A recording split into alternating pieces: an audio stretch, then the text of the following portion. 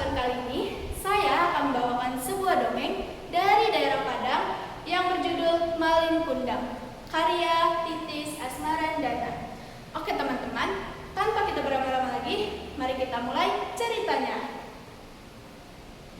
Pada zaman dahulu, di sebuah perkampungan nelayan pantai air manis di daerah Padang, tepatnya di Sumatera Barat, hiduplah seorang janda yang bernama Manderubaya dan seorang anak laki-lakinya yang bernama Malin Kundang.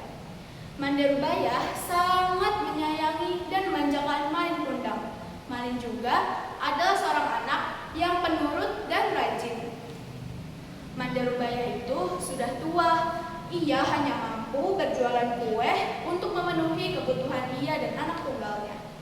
Suatu hari, Malin jatuh sakit yang teramat parah. Nyawanya pun hampir melayang. Namun, ia dapat diselamatkan berkat usaha keras ibunya. Kini, Malin sudah tumbuh dewasa.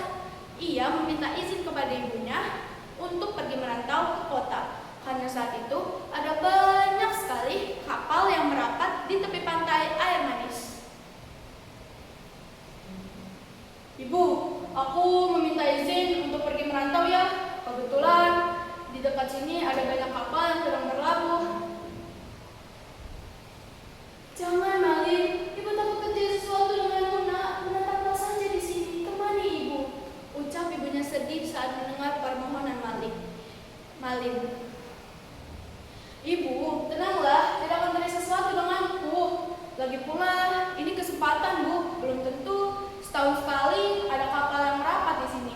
Aku harus mengubah nasib kita, Bu. Baiklah, Malin.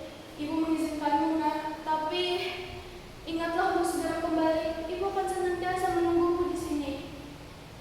Walaupun dengan berat hati, akhirnya Manderubaya mengizinkan Malin untuk pergi merantau.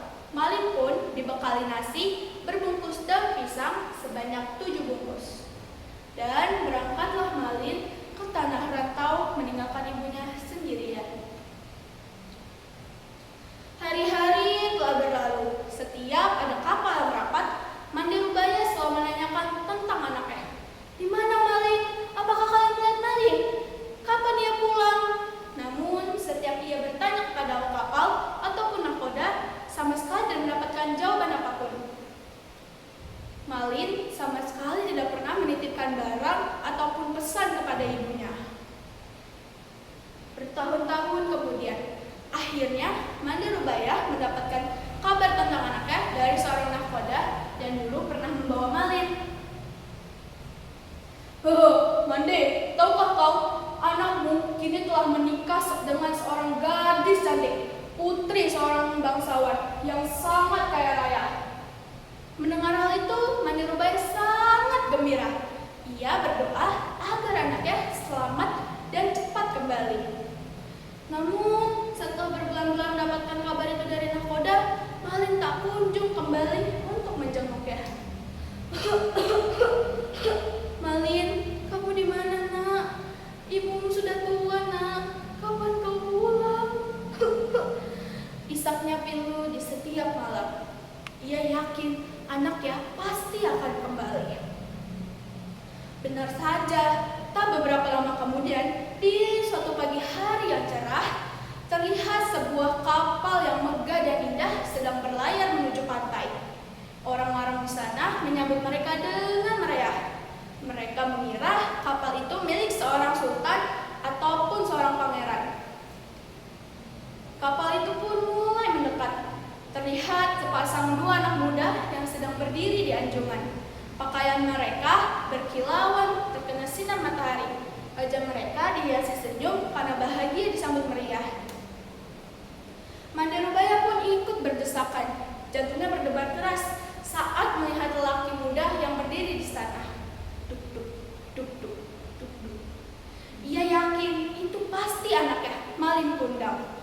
Belum sempat para sesepuh datang menghampiri mereka, Manderubaya sudah lebih dahulu menghampiri Malin dan memeluknya. Ia takut akan kehilangan anaknya lagi. Malin, ini beneran kamu, nak? Kamu anakku kan? Ucap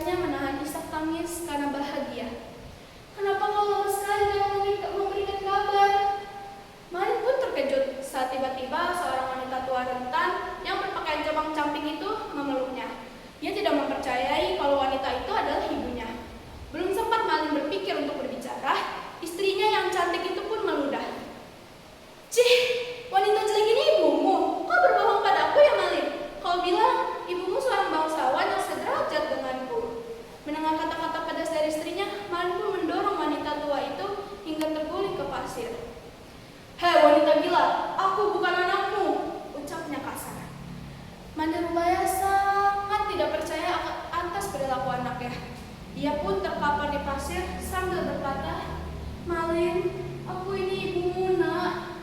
Kenapa kau tega melakukan seperti itu?" Namun, Malin tidak mau mendengarkan perkataan ibunya. Ia pun tidak mau mengakui ibunya karena malu kepada istrinya saat melihat dirinya dipeluk oleh wanita tua beringsut itu. "Hei wanita gila, aku tidak memiliki ibu sepertimu, melarat dan kotor." Mandirubaya pun menangis di pasir. Ia tidak menyangka atas perilaku anaknya. Dilihatnya, kapal Malin semakin menjauh. Mandirubaya tidak menyangka putra yang dulu ia sayangi tega berbuat demikian. Hatinya sesak, ia pun menangis, lalu mengadahkan tangannya ke langit. "Tuhan, jika memang dia bukan anakku, aku ampuni perilakunya. Tapi jika benar dia adalah anakku, aku mohon keadilan-Mu ya Tuhan. Kutuklah dia menjadi batu." Setelah itu, langit yang tadinya cerah mendadak berubah menjadi gelap. Hujan pun mulai turun teramat lebatnya. Tiba-tiba saja, badai yang besar pun menghantam kapal Malin dan suara petir yang menggelegar. Duar! Esok harinya matahari pagi di ufuk timur, badai telah reda. Di kaki bukit tampak sebongkahan batu yang menyerupai tubuh manusia. Itulah tubuh Malin Kundang, anak yang telah durhaka kepada orang tuanya. Sampai sekarang, setiap ada suara ombak yang besar menghantam bongkahan batu-batu tersebut, selalu terdengar rolongan jeritan manusia yang bunyinya seperti seseorang meratap menyesali diri. "Ampun Bu, ampun." Konon katanya, itu adalah suara Malin Kundang, anak yang durhaka kepada ibunya. Seperti inilah kisah dari Malin Kundang, anak yang telah durhaka. Bila terjadi kesalahan kata, mohon dimaafkan. Sekian dari saya. Wassalamualaikum